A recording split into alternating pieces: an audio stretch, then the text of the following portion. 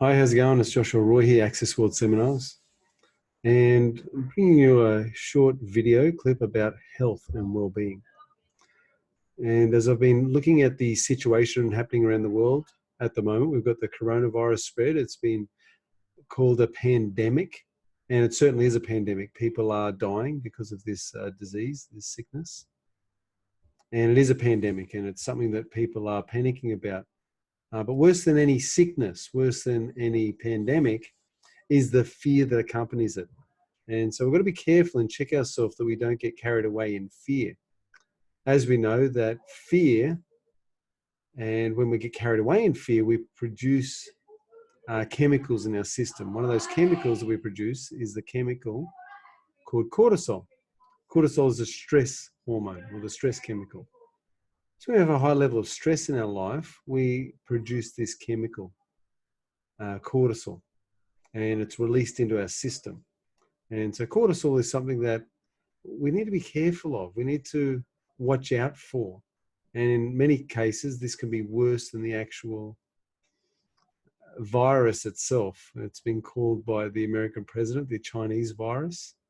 It's been called coronavirus, and it's also been called COVID-19 virus. And so there's many different names for the virus, but we all know that it's bad, that it's transmitted between person to person, that it's transmitted quite easily, that all it takes is somebody to touch something and the virus can be passed on from one person to another. How has the world dealt with this? Well, the first thing that was done worldwide was the reduction of meetings. The next thing that we went through in phase 2 was further reduction of meetings, but also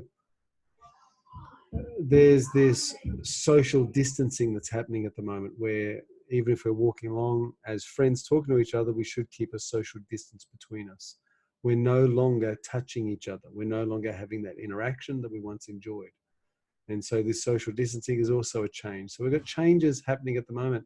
One expert from Canada stated that he believes that 60% of the world will at some point be infected by this virus. So he's saying it's likely to be a large problem and it's likely to go on for an extended period of time.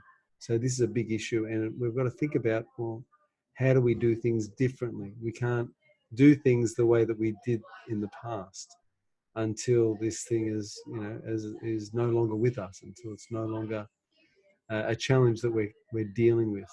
But at the moment, that's not the case. At the moment, there's rapid cases of coronavirus spreading throughout the world. Now, the question comes down to what can you and I do to prepare for this? Certainly, we listen to our governments and we listen to what those in authority are saying, but there's more we can do. There's more we can do around our own health and well-being.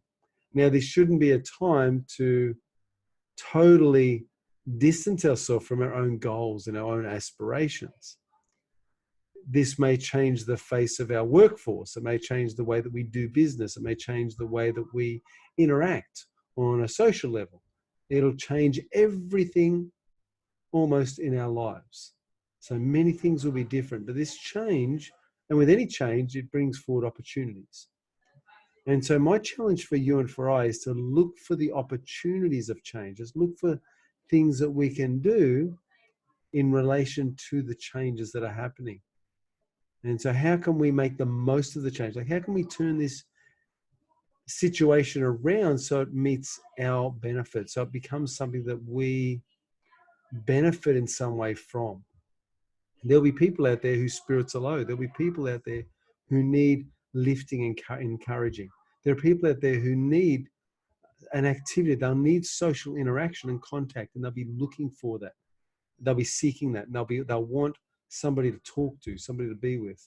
And that's where myself as a life coach comes in, is that I can be one of those people who can help them, who can lift them, who can encourage them, who can remind them that this too shall pass, that this situation we're going through, it's not going to be forever.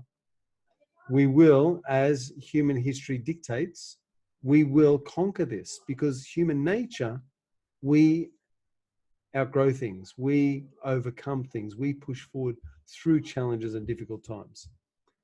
So it's important to understand that there will always be difficulties and challenges in life, but there'll always be this human spirit that never says die, this human spirit that's within us that continues to push on, that continues to soar and even get stronger. When I say soar, I'm thinking soar like the bird, like, just continue to fly through those challenges. And we do. As a race, we will continue to live and exist. Now, the death rate of this coronavirus, as we know, it's about 3.4%, which when I worked it out over the entire population of the world, we have 7.8 billion people in the world. And when I worked out what 3.4% of that is, it's roughly about 268 million people. And now, I don't know about you, but that's a lot of people that could fall. That's a lot of people that are affected or could be affected by this pandemic. And it's a scary thing. So we need to be careful to heed the advice of our governments and our leaders. We need to be careful to research it for ourselves and work out and determine our best course of action. And social distancing, I believe that's a good thing, because the coronavirus will spread through contact. Therefore, we limit the contact, we reduce the power of this virus to have an impact in our lives and the power to have it to impact our extended life. So if you're in a profession where you can socially distance, where you can work from home, where you can do something different, then go for it.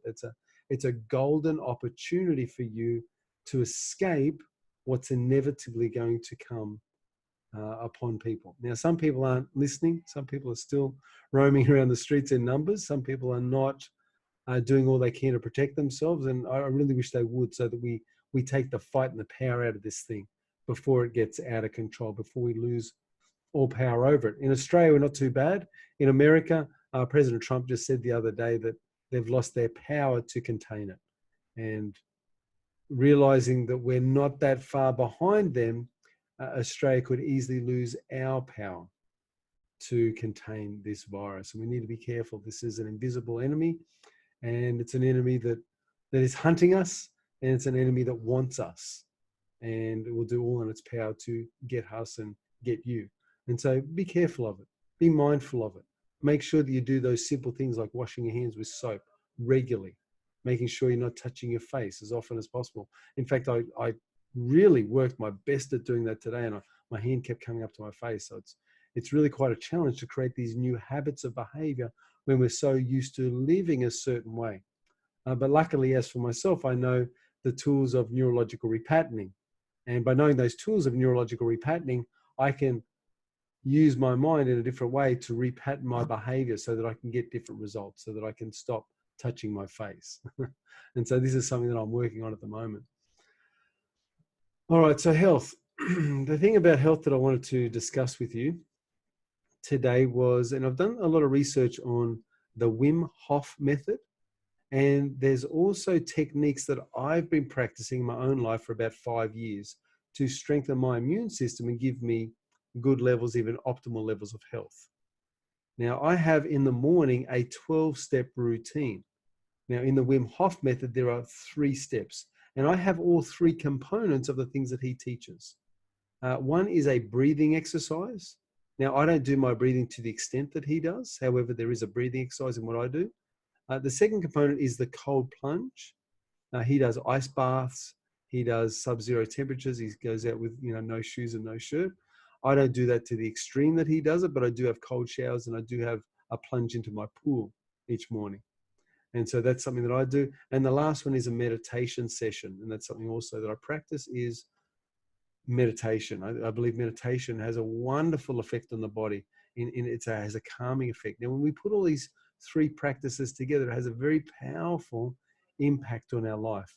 Now, I add other things to my routine, such as incantations, such as a prayer of gratitude, such as drinking wheatgrass each morning. I also cuddle my wife. That's one thing that I do as well. That's part of my morning routine. I also do a talk or a speech, or practice a bit of my content. Many of you that know, I speak regularly. Every week, every 2 weeks, I'm out doing a gig. I'm speaking on some topic, and often these talks are new topics. So I'm coming up often with new content. And because I'm coming up often with this new content, I'm speaking regularly. I need to keep my mind, my body, my spirit, I need to keep everything moving, everything flowing. And I need to practice content all the time. And so I'm practicing in the morning. And that's one thing that I do is I speak to the trees. I've got well-educated trees down at the local park. I speak to the windscreen of my car. I speak oftentimes wherever I can to whomever I can. I speak to my dog sometimes and I give, her some instructions on how to change a life, as if she was human. But I practice my skills and I practice them over and over again. If you want to become proficient at something, if you want to become more than proficient, if you want to become adept, if you really want to become a high level achiever at that thing which you desire to do, then you must practice consistently. I call it the 4 C's of success. We have the 4 C's in the world. Well, the 4 C's of success are constant commitment creates character. So constant commitment creates character. There's a lot of power in those words. You see, we do something enough. We do it so often, it becomes a habit. Then we run that habit so often, it becomes part of our character, part of our very makeup, part of who we are. And so the idea of doing something, repetition being the mother of all skill, the idea of doing something over and over repeated is that we get so good at it that the neurological pathways in our brain are so well formed that it becomes easy and effortless for us to teach on that level, for us to continue sharing ideas. And as you'll notice tonight, I'm just free flowing. In fact, I don't even have any notes. I don't have an introduction. I don't have a conclusion. I'm just speaking because there's so much content that I've consistently pumped into my mind, not only through reading, through watching YouTube videos, through watching others, but also through practicing, speaking to the trees, speaking to the dog, speaking to whomever will listen, and also running my meetups. So there's so much content there that it's very effortless and easy for me to share. And so that's one of the things that I do is I practice that. What else do I practice? The cold plunge, excitement. I get excited each morning. So I just get really pumped up in my body. I jump for joy. I usually do that twice. I get really excited. Like if you can imagine someone who's, playing soccer, maybe they're playing for Australia, they just scored a goal, and the way they run it, they do that big fist pump in the air. Well, that's what I do each morning. Now I get that excited every single morning. What I find that does is it helps me to release endorphins in my brain. It helps me to get a big dopamine hit, and it causes me to have a happier and better day, more productive, more exciting, more excitement in my life. And when we realize that we can generate this excitement anytime we choose, so I could do it right now. I could just, I could jump up, get excited, and I could generate that excitement in my life. Now we have power over that. It doesn't matter what's happening in the world around us. It doesn't matter if we lost some money. It doesn't matter if something happened. Somebody we loved is, sick and hurting or in pain. Somebody we love died. Whatever happens, we have control of our physiology. And with physiology comes the control of our emotional state. And that is our state of mind and emotion. And remember, consistent commitment creates character. And so those patterns that we run over and over again will eventually turn into the character of our lives. And I like it when there's an emotion pathway that says that when you run an emotion and you run it over and over again, an emotion turns into a mood. And, the person becomes moody. So if somebody's angry for an hour, they're angry or half an hour. But when it starts being a day or two, it could be a mood. They're in one of those moods again. Now, if you run a mood over and over again, it becomes eventually a temperament. So what sort of temperament does that person have? Oh, he's an angry person. That's his temperament. Okay, someone who's angry quite regularly would have an angry temperament. Now, to go one step further, if you run a temperament over many weeks and months, it could eventually become a disposition. And so what sort of disposition of this person? You look at their face and you can see that there's an angry disposition.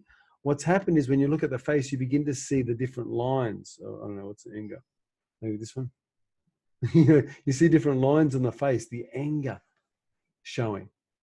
Okay, so we're going to realize that anger, if we run it over and over again, it moves from an emotion to a mood, to a temperament, to a disposition. And then beyond disposition, it becomes a personality trait. or it becomes part of their personality, or even to go one step further, it becomes part of their personal reality, it becomes who they are. And so it's very interesting how this works. And so if we're in doom and gloom at this time with the coronavirus around, if we're feeling sad, if we're feeling angry, frustrated, fear, and if fear is gripping us, then that can turn into, if we're not careful, it can turn into a mood. And we walk around in a fearful mood. Now, if we keep running that over and over again, that'll turn into a temperament. So now we've got a fearful temperament. And then it turns into a disposition. What sort of disposition has this person got? They're fearful. They're just always fearful that something bad's going to happen. And then that can become part of our personality or part of our personal reality. And so we begin living in fear.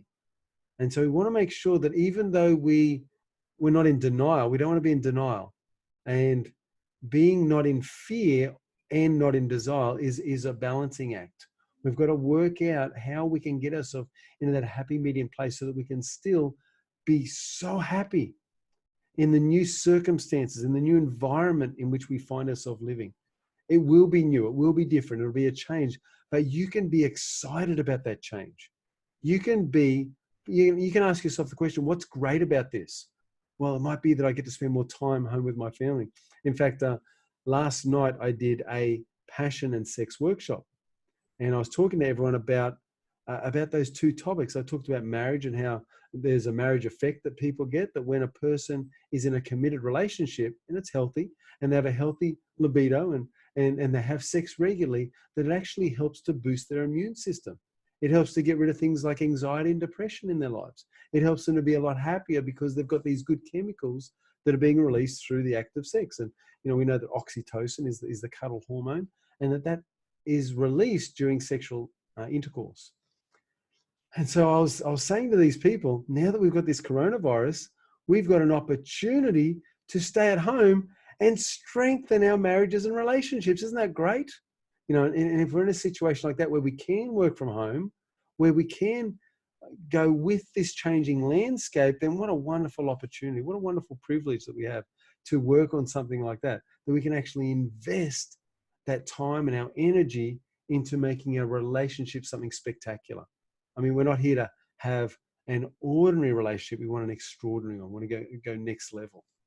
And so there's a situation there. So we look at every situation and you ask yourself the question, what's great about that? What is good about it? What's great about it? What's the thing that I'm being given as a gift because of this situation that I'm in? If we ask ourselves that sort of question, or those sort of questions, we'll get new answers. And with these new answers comes more possibilities. Now, other questions that we could ask is, how do I make money in this changing landscape, in this new market? What do I do? How do I use my special skills and abilities at this time? Well, for me, people are in fear and panicking. People are dealing with depression. People are dealing with anxiety. People are losing contact with their friends and their family and those that they love. People are going through trauma because people that they love are getting sick and some are even dying. And so a lot of people are dealing with some deep down traumas and hurts and upsets. And that's where I come in. You see, as a life coach, I help people to deal with their emotions. I help people to grow up spiritually and emotionally. I help people to take charge of their emotions, their emotional life, so they can deal with the worst situations in a bright and compelling and happy way, if possible. Now, certainly if somebody dies, there's certainly a grieving process that we must go through. We can certainly shortcut that process, but there's still a process and it has to be gone through. You can't miss any step of that grieving process. It has to go through. The body needs to release whatever's gone on. You have to go through a period of release. Now, if somebody has trauma in their life, once again, those traumas need to be released. And that's where I come in. I can help people to release those things so they're no longer hold them down. I mean, the worst thing is when somebody goes through a separation or a divorce, or somebody goes through a death or something really significant or severe. And after the 12 months, which professionals say that a person needs to grieve, it's a healthy amount of time for grieving. If they continue to feel it for years and years after that, that's when I come in. That's when I come in and say, listen, it's time to, close that chapter of that book and open up a new chapter.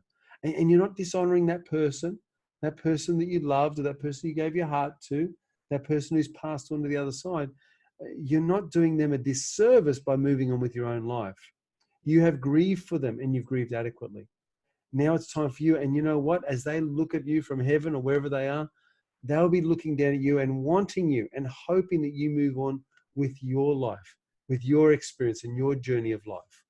And so at this time, one of the skills that I offer, one of the things that I offer is neurological repatterning. I help people to be confident, positive, and happy, even in the most difficult times. Okay, and this can be done. There's actually techniques that we can do to help us do that. And I told you about my morning routine. I just want to talk a bit more about Wim Hof. Wim Hof has been doing what he does for years, and his techniques are incredible. There's a breathing technique, and there's people that go into more detail than I will here. And if you want to look it up, just check out YouTube. But if you'd like to do some work with me and get some coaching on it, that's where I come in. I'm happy to help you, really move ahead with whatever it is you desire, whatever it is you want. As a coach, I help people to unlock their potential. In fact, when I teach my seminars, I say this, I say, your commitment to yourself should be to discover who you really are. Unlock your incredible self and unleash that on the world. I love that quote. It talks about commitment. It talks about who you're committed to, which is yourself. Your commitment to yourself should be to discover who you really are. Who are you? In the seminar, I go into a big explanation as to who you are. I also do that through coaching, and I help people to understand who they are. And who you are is a combination of at least 5 things. It's your gifts, your talents, your rituals, your drives, and your needs. And we can discuss these things and work out, well, who are you? What is your potential? And you see, you get results in your life according to your potential, the potential you believe that you have. So we start off with belief and then potential. See, if you believe that your potential is low, you get poor substandard results. If you believe that your potential is great, then you're going to get better results. Because when it gets to the third stage, which is action, you produce more, you do more, you are more.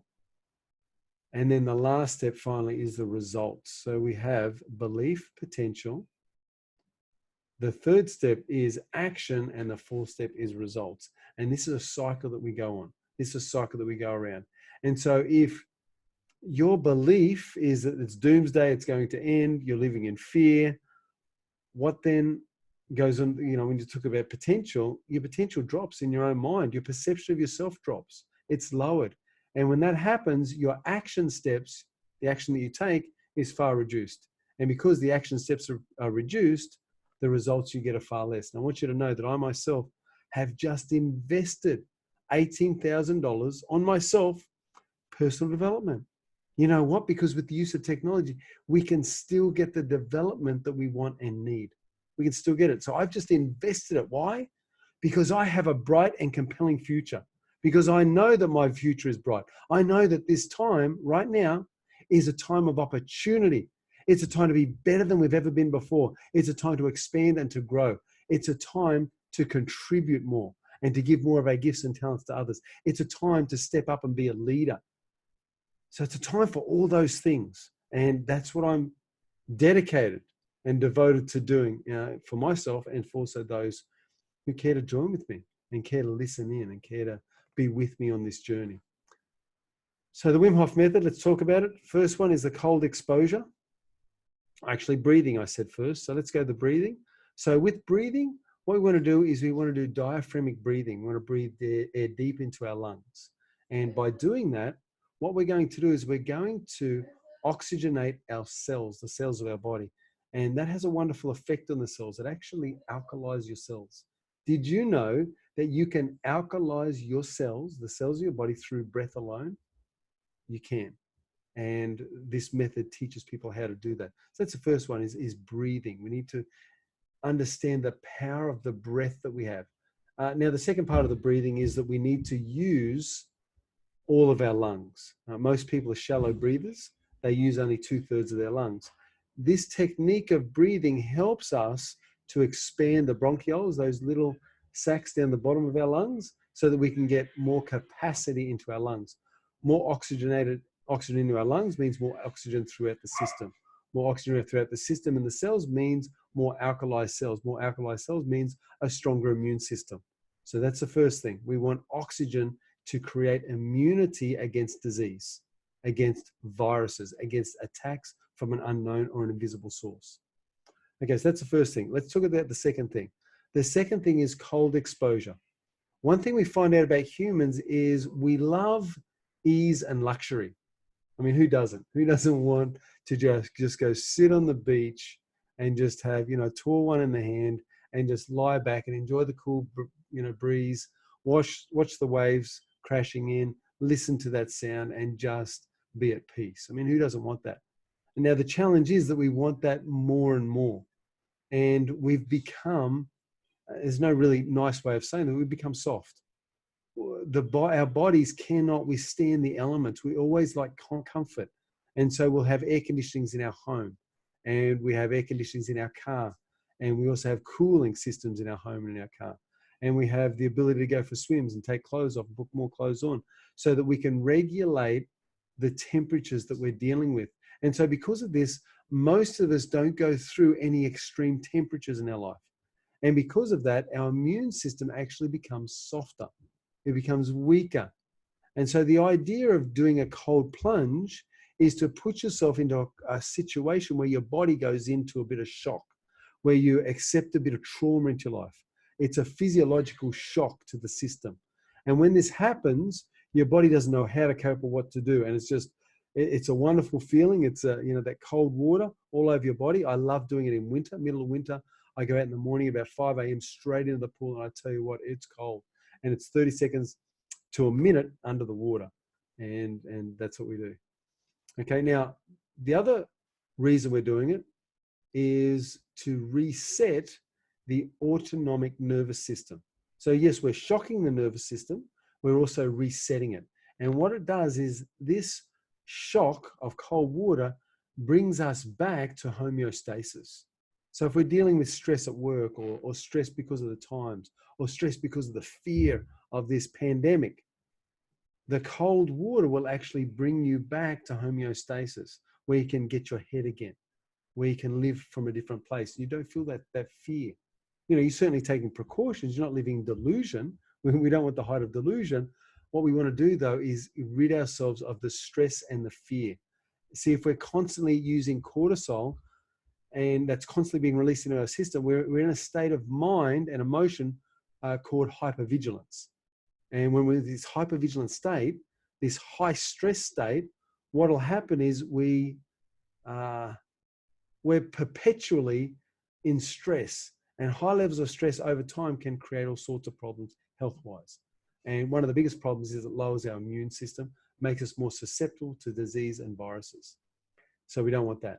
So there's the cold water. Now, the other thing that I love about the cold water is that whatever stress happens in your life, after you've jumped into freezing cold water, it's not even hard.